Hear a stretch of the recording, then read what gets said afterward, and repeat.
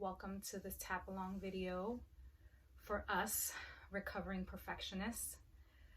I welcome you to tap along to this video, and if certain memories or events come up, to just jot those down.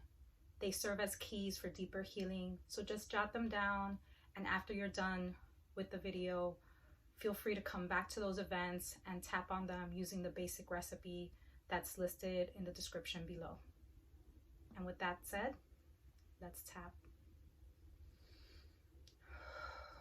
Let's just take a couple of breaths. Hand on heart, deep breath in.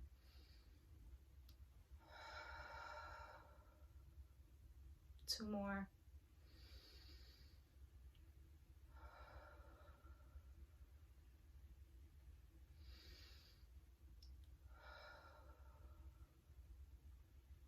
All right, side of the hand. Even though there's a part of me that feels the need to be perfect, I choose to unburden this part of me and ask it to take a back seat. Even though I can be so hard on myself and others with these unrealistic expectations, I choose to extend myself and others some grace and compassion. Even though it's so hard to not be this way. I've probably picked this up from childhood, but I choose to be different. I choose a different path. I am open to healing. I am open to unlearning this pattern.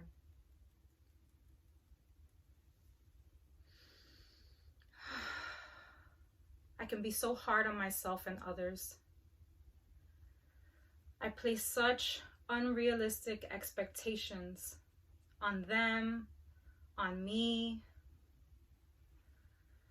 And sometimes it actually keeps me paralyzed. I end up procrastinating because I am so often thinking about how to do things better and make things perfect or say the perfect thing. And it doesn't serve me. And it doesn't help others. In fact, it harms.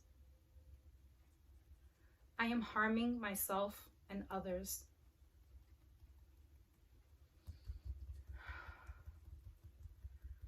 And I just try to be perfect. And sometimes I compare myself to others, to what I'm seeing, social media, even when I know that that's not reality.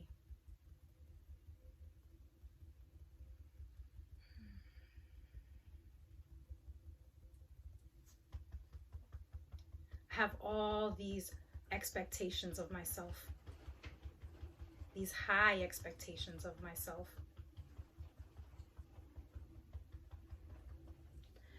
And sometimes I can't stop thinking and ruminating in my mind about things and what I should have said, what I could do differently, how I could do things better.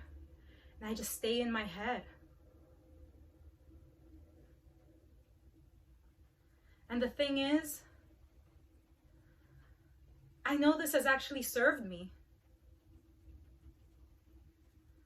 I've actually accomplished many things because of this perfectionist part. And so I thank you, perfectionist part, for all that you've done for me and how you've served me. But you're also holding me back.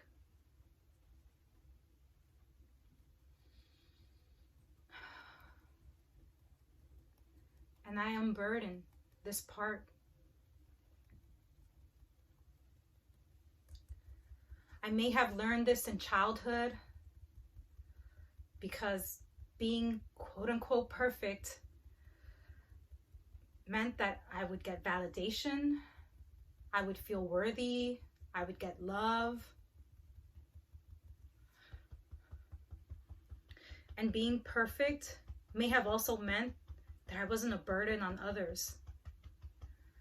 Others didn't have to worry about me. If I did things all right, I was the right student, the right daughter or child.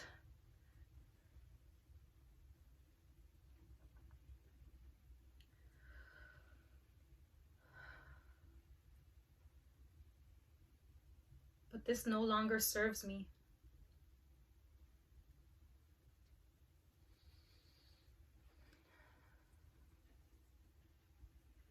That part needs to rest.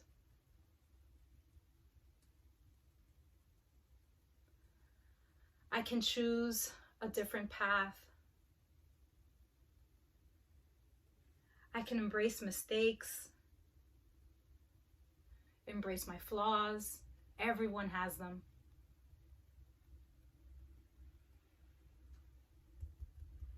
My relationships with others can become that much better when I stop having these unrealistic high expectations.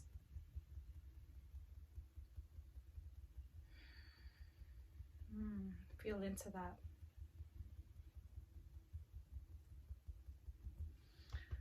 Let's begin to release this perfectionist part.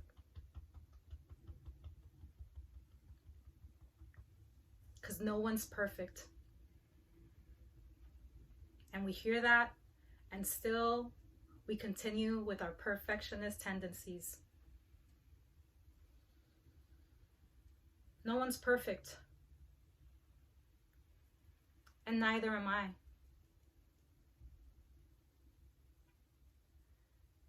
And by persisting with these perfectionist tendencies, I'm putting off so many things. I could be doing even more, sharing more, having better relationships.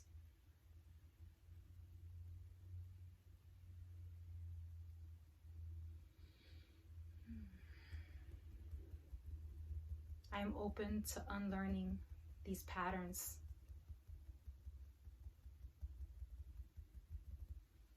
I choose to unlearn these patterns.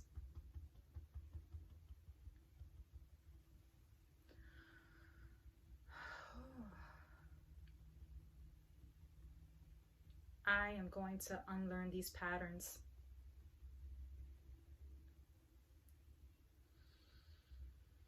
This perfectionist part is going to start taking a back seat and not be in the driver's seat anymore. And thank you. Thank you for all that you've given me. But it is time for you to rest now. And let other parts of me emerge. The beautiful, messy parts of me. The creative part of me.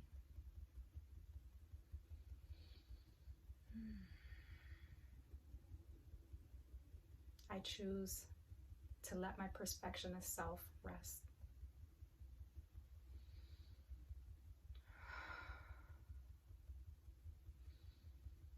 I choose to let my perfectionist self rest.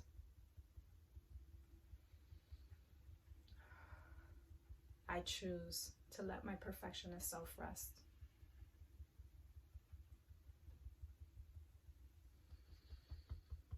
I choose to let my perfectionist self rest.